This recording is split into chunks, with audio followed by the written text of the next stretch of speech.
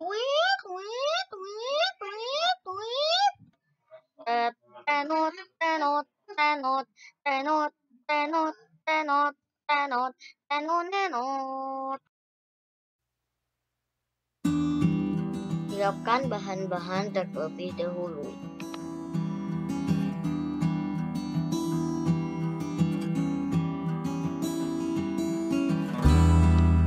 Potong roti tawar menjadi 4 bagian.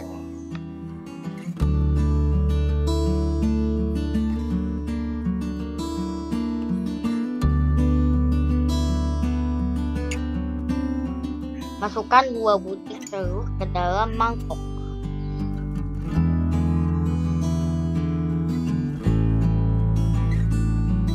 Masukkan setengah sendok teh garam.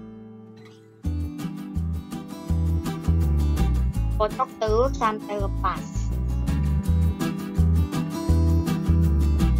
Panaskan wajan dan lumuri dengan margarin.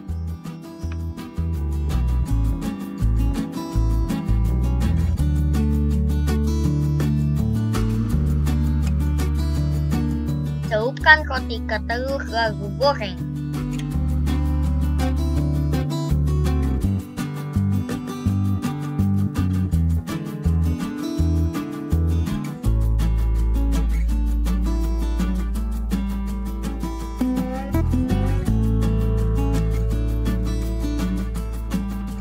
Balikkan roti setelah bagian bawah keemasan.